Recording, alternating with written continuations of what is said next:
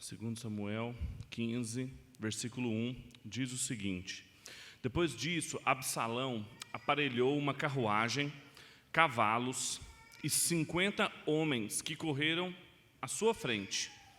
Ele se levantava cedo e ficava à beira do caminho que levava ao portão da cidade. Quando passava um homem que tinha uma demanda que devia ser submetida ao rei para julgamento, Absalão o chegava a si e lhe dizia: De que cidade você vem? E ele respondia: Esse seu servo é de tal tribo de Israel. E Absalão lhe dizia: Olhe, a sua causa é boa e justa, mas você não tem quem ouça da parte do rei. Dizia mais: quem me dera ser juiz na terra, para que viesse a mim todo homem que tivesse demanda ou questão, para que lhe fizesse justiça. Também, quando alguém se aproximava para inclinar-se diante dele, ele estendia a mão, abraçava-o e beijava. Absalão agia dessa maneira com todo Israel, que vinha ao rei para pedir justiça, e assim conquistava o coração dos homens de Israel. Vamos orar? Pai, obrigado pela oportunidade que nós temos de estar aqui, reunidos como teu povo, em culto ao Senhor, para ouvir tua palavra, respondê-la com obediência, louvores ao seu nome. Recebe o nosso culto e instrui-nos através da sua palavra, para que a gente possa compreender o que o Senhor quer de nós, para que a gente possa entender o que o Senhor tem para nós. É o desejo do nosso coração. Ajude-nos, Deus. Nós oramos isso em nome de Cristo Jesus, nosso Rei, em nome dele, para a sua glória. Amém e amém. O jovem príncipe Absalão, que a Bíblia descreve como atraente, bonito, que está em conspiração contra o rei, que havia chegado na cidade de Jerusalém há pouco, já havia sido reintegrado ao reino de Davi há pouco tempo. No capítulo anterior, ele força a sua reintegração aqui. Ele, por meio da exploração das fraquezas do seu pai, chega até a casa dele, depois de ter matado seu irmão em vingança à sua irmã, de ter sido violentada, sem arrependimento, como uma espécie de relato da volta do filho pródigo, mas um filho pródigo da cidade dos homens, não da cidade de Deus. Não bastando ter voltado a morar em Jerusalém, ele queria encontrar o rei, forçou esse encontro, colocou fogo nas terras de Joabe, quem o ajudou, inclusive, a ser reintegrado na cidade de Jerusalém. Depois então que o rei o recebe, um beijo, um encontro frio, ele então faz mais, ambicioso. E aqui começa o capítulo, essa narrativa que nós estamos lendo, a ambição de Absalão. E as consequências daquilo que nós vimos na semana passada, de alguém que foi reintegrado à casa de Davi sem arrependimento. Alguém que queria um relacionamento com o ungido do Senhor sem verdadeiro arrependimento. E nós vamos começar a ver o que isso significa aqui. Um príncipe que estava exilado, e pense depois nas leituras do povo de Deus que estava em exílio muitos anos depois, que queriam voltar para Jerusalém, mas que tinham que aprender com esse texto aqui, que não poderiam voltar de qualquer forma por causa das consequências. E também nós, hoje aqui, que temos que entender que nosso relacionamento com Deus não pode ser feito a qualquer maneira. E ele vai mostrar aqui suas ambições, de como que ele não ficou satisfeito com o beijo do rei, mas que na verdade ele quer tomar o poder. E vai deixar muito explícito para nós a forma, de que maneira as Escrituras mostram as relações de poder no antigo Israel. Portanto, a gente pode dizer que esse texto é sobre a sedução, a conquista do coração do povo de Deus, do coração do povo de Israel. Usa-se essa expressão aqui, no versículo 6. Como que um rei parasita, como que um candidato a rei, como que um candidato a regente, a monarca, se instala no reino do Messias? Como que na cidade de Deus, na casa de Davi, um governante aproxima-se e literalmente o texto hebraico fala de furtar o coração do povo. A palavra aqui, que é uma palavra que aparece poucas vezes no texto hebraico, fala de furtar o coração do povo de Israel. E ele vai tirar Davi. Aqui começa um bloco que vai do capítulo 15 até o capítulo 20, Davi volta a fugir. Davi, que por muito tempo fugiu de Saul, agora ele vai voltar a fugir. Só que agora do seu filho Absalão. Como que um rei parasita aproxima-se de um governo estabelecido, ungido do Senhor, furta o coração do povo, tira o ungido do seu lugar de direito e seduz o coração do povo de Deus? Essa sedução acontece com falso poder, com falsas expectativas e com falsa devoção.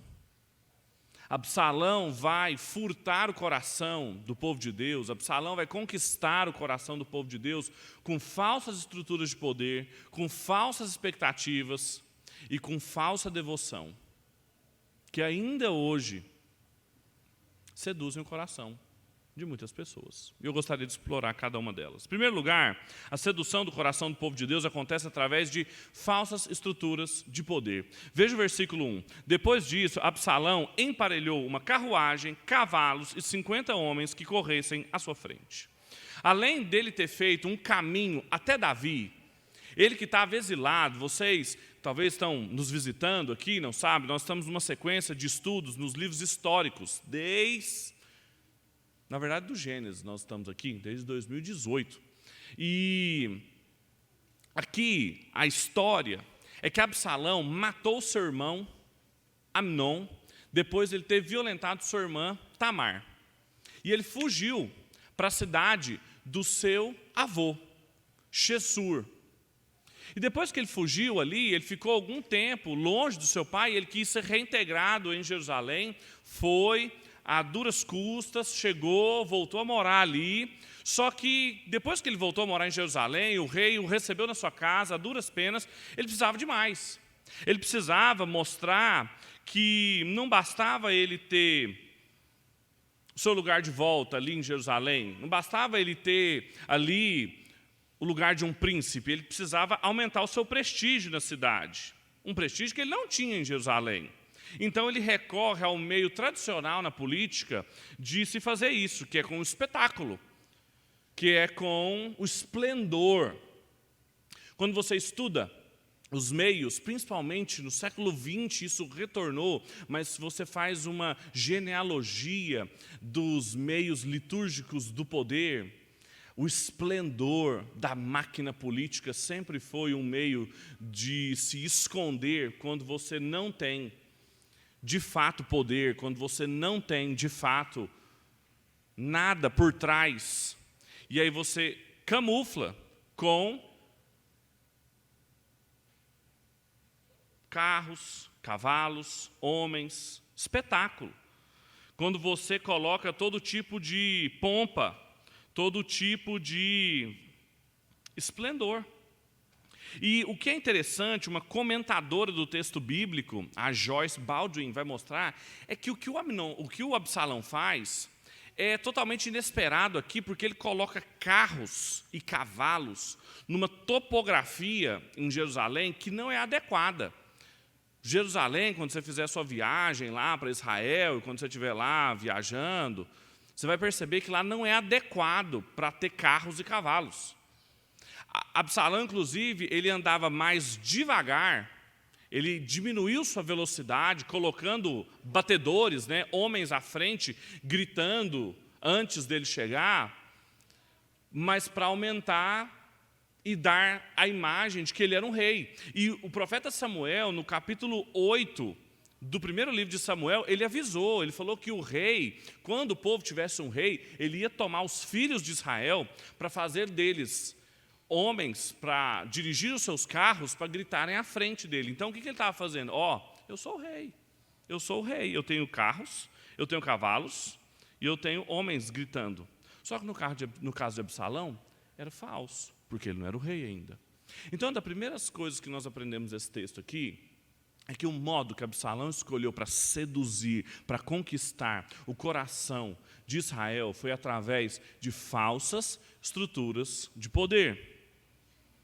E é assim que ainda faz. O modo como um rei parasita se instala no governo do Messias é através de pirotecnia, espetáculo monárquico, esplendor que oculta o vazio, que engana e que rouba o coração do povo.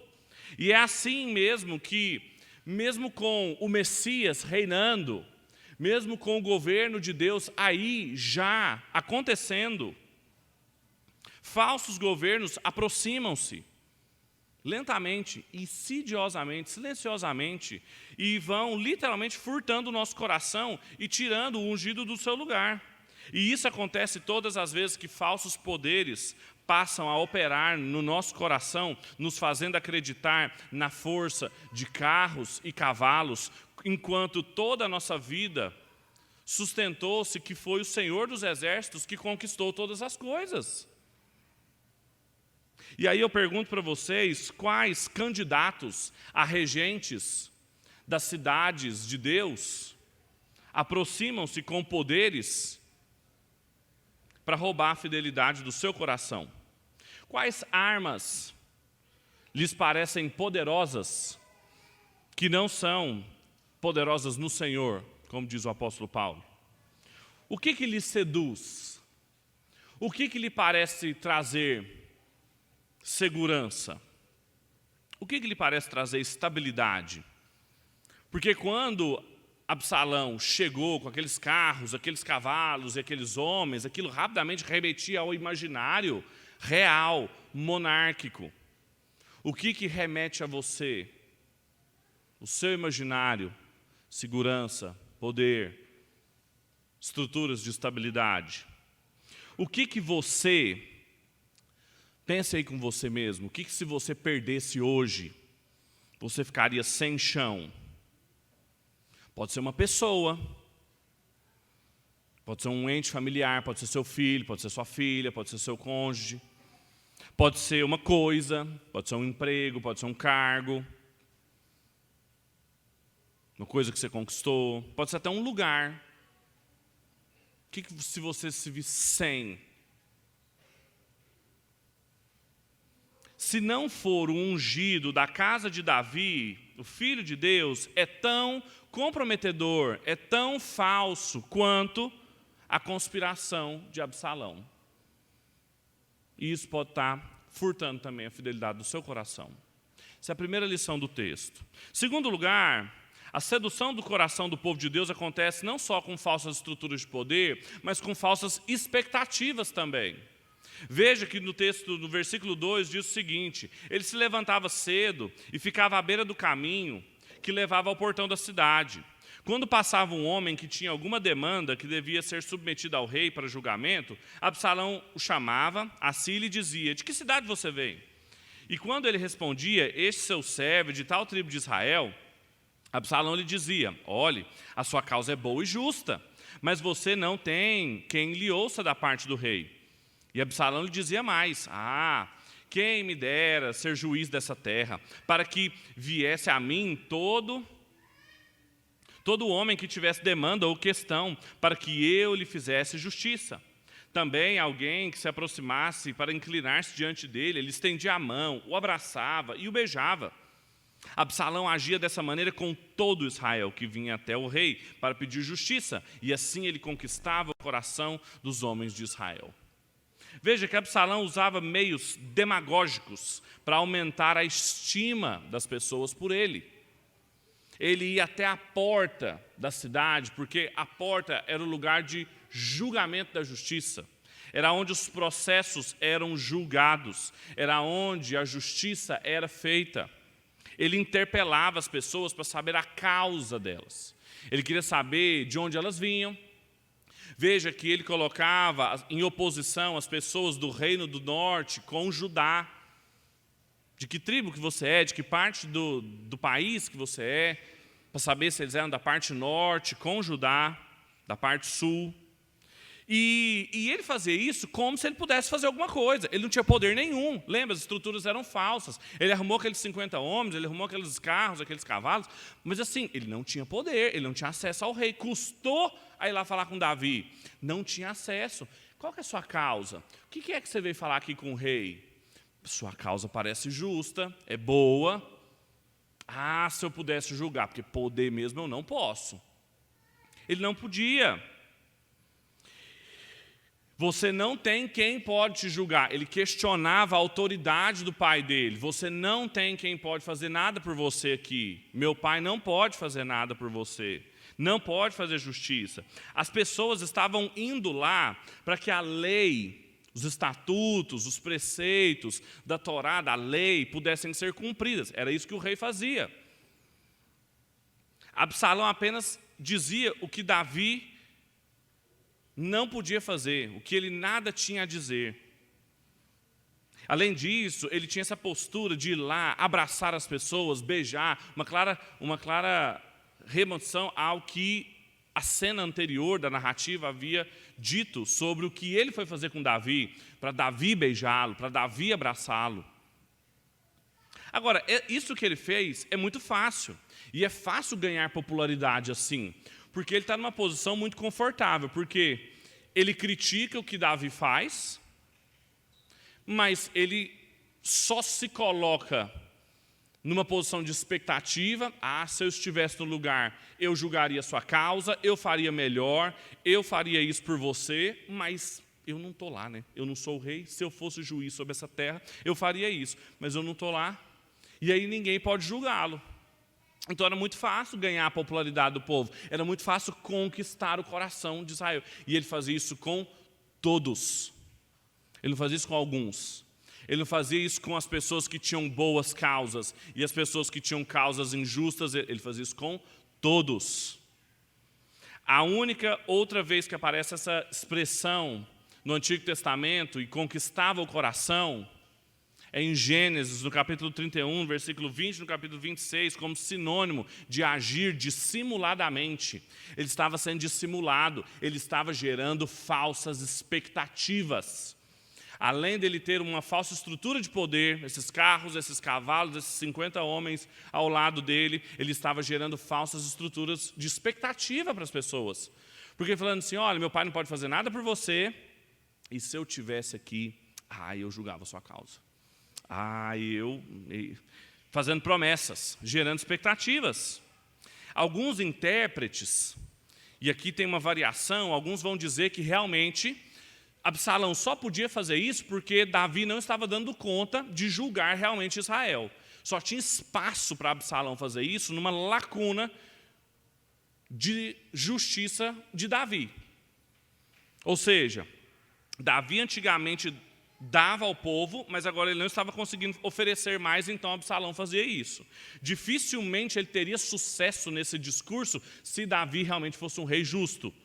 Agora, será que é isso mesmo? Porque a narrativa anterior da mulher de Tecoa diz que ela chegou e foi atendida pessoalmente por Davi. Será que Davi não era realmente um Deus presente? Ou será que as pessoas não estavam encontrando o que elas queriam ouvir e Absalão dava o que elas queriam ouvir, gerando falsas expectativas? Porque quando elas estavam ali procurando justiça, elas iam encontrar muitas vezes a lei. Elas iam encontrar a lei condenando-as. Elas iam encontrar a lei julgando-as, julgando seus pecados, dando causas perdidas para elas.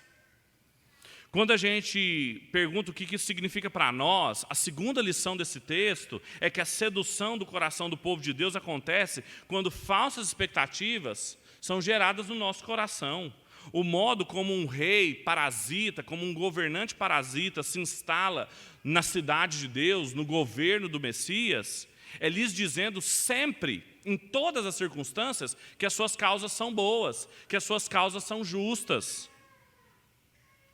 Lhe dizendo que o que eles querem ouvir, lhe gerando falsas expectativas. É preciso lembrar que quando as pessoas buscavam o rei, elas podiam ouvir não. Elas podiam ouvir acusações contra o seu pecado.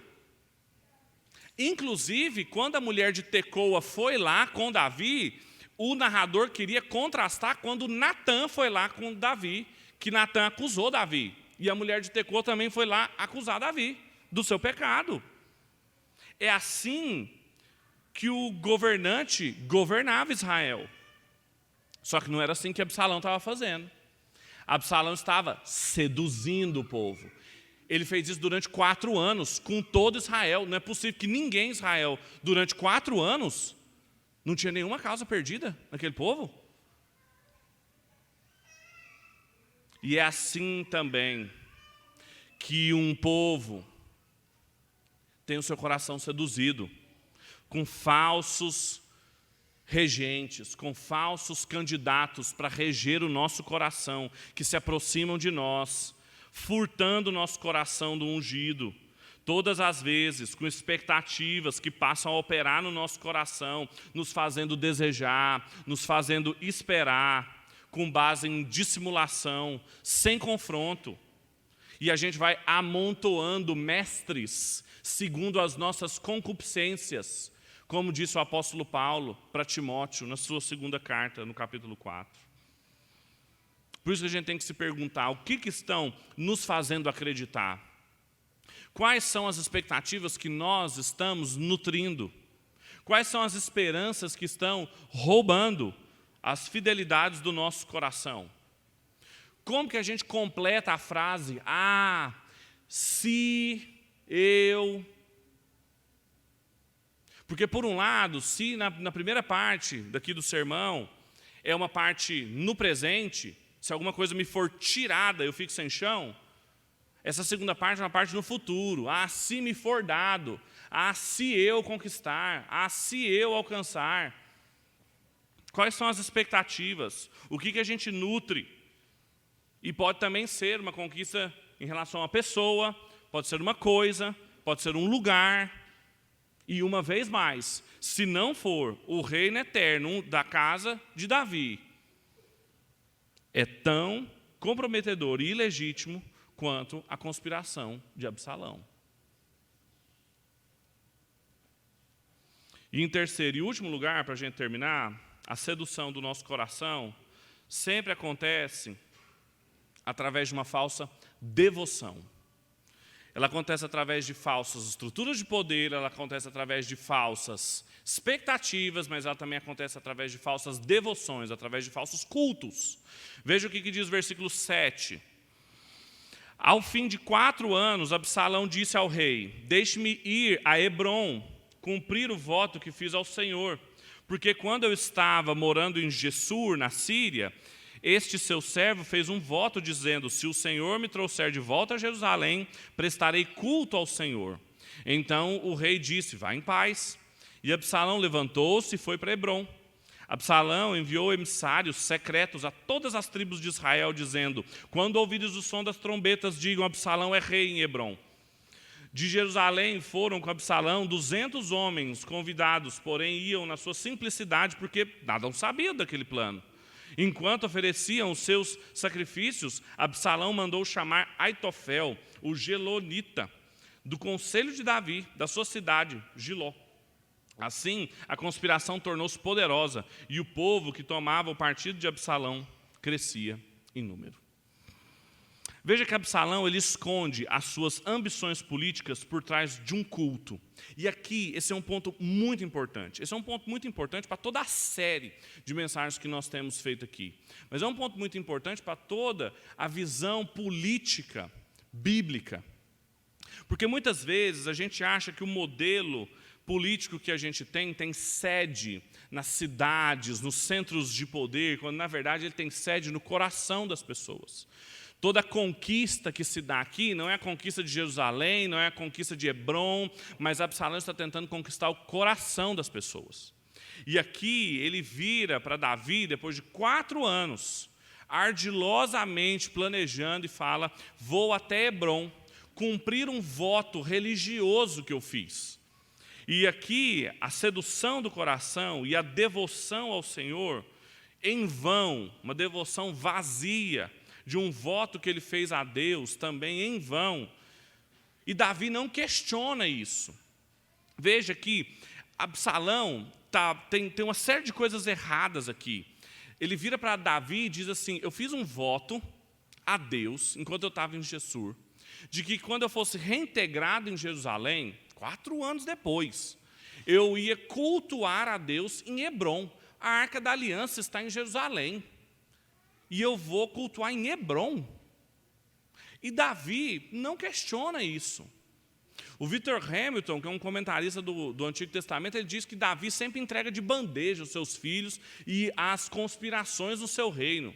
Ele entregou Tamar a Aminon, ele entregou Aminon a Absalão, e ele entrega o reino para Absalão. Ele diz: vai em paz. Não vai em paz, vai ser uma guerra. Ele entrega a conspiração ao reino todo, ao conspirador. E por que Hebrom? Absalão nasceu em Hebrom. Davi foi ungido primeiro em Hebrom.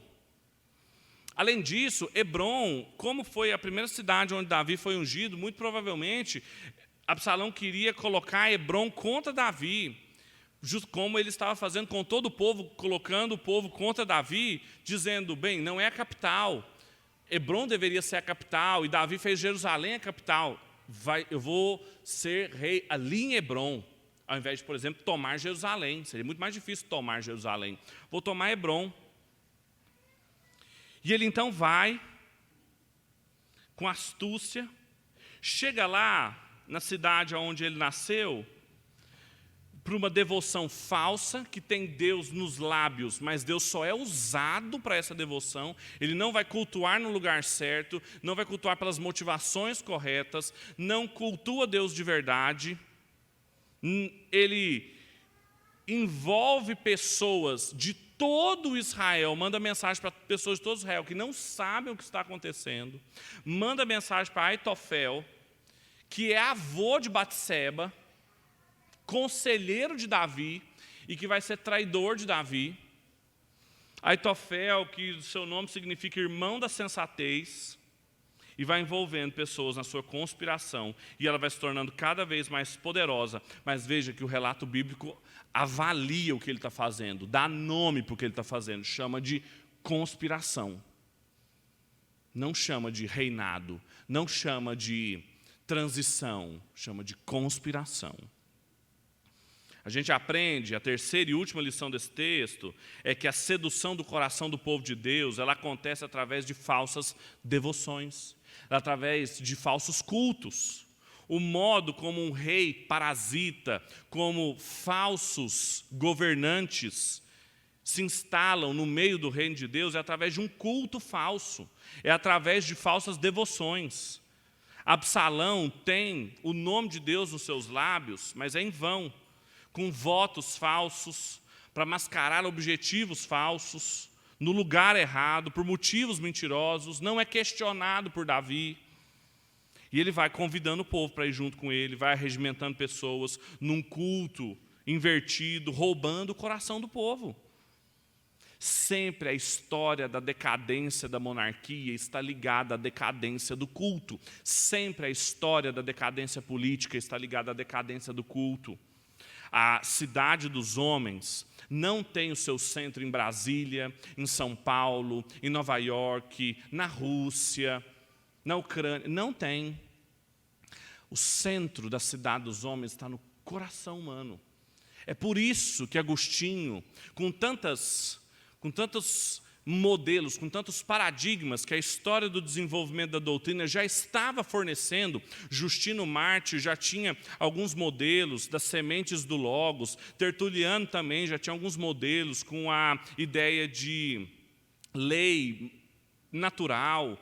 Um tirou do platonismo, o outro tirou dos estoicos. Veio Agostinho e falou assim: não, o modo da gente entender a nossa interação com a política é um modo do coração. Existem 2 cidades apenas. A cidade de Deus, que é governada por um coração que tem o seu compromisso com Deus e um desprezo a si mesmo.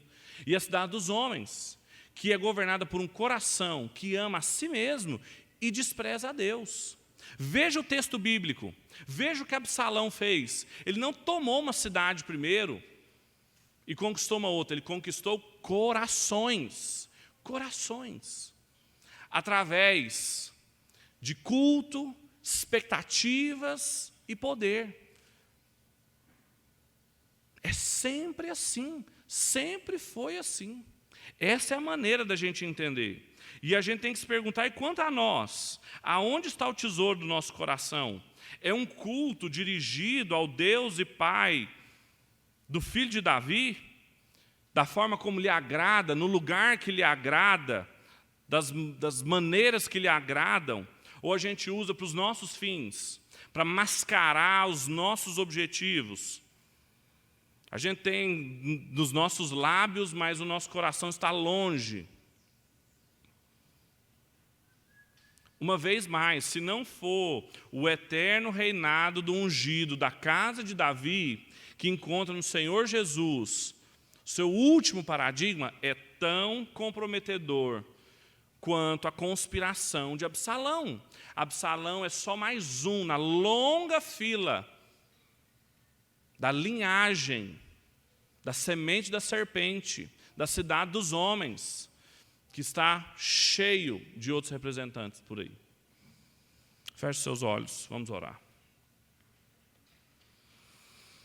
Pai, nós te agradecemos muito pela oportunidade que a gente tem de estar aqui em devoção, em culto ao Senhor, com os nossos corações rendidos a Ti, para não termos eles seduzidos, roubados, conquistados por outros candidatos a regentes no meio do reino de Deus. Quantas expectativas, quantas estruturas de poder e quantas outras devoções sempre assediam o meu e o coração dos meus irmãos. Tem misericórdia de nós, Pai. Tem misericórdia das nossas vidas. Ajuda-nos, Deus, a não cairmos nessa tentação. Livra-nos, Pai, do tentador, das estruturas de poder falsas, das expectativas falsas. Ajuda-nos, Deus, a termos satisfação e cada vez mais compreensão das dimensões do reinado de Cristo e de como podemos vivê-las no nosso dia a dia, na nossa casa, nas nossas igrejas. Tem misericórdia de nós, Deus. Nós oramos isso em nome de Cristo Jesus, o ungido, o Messias, em quem nós temos fé, em quem a obra foi aplicada em nossas vidas e nós podemos andar dia a dia, momento após momento, em fé. É a nossa oração, em nome dele, para a sua glória. Amém e amém. O Ronaldo vai nos conduzir agora em um batismo.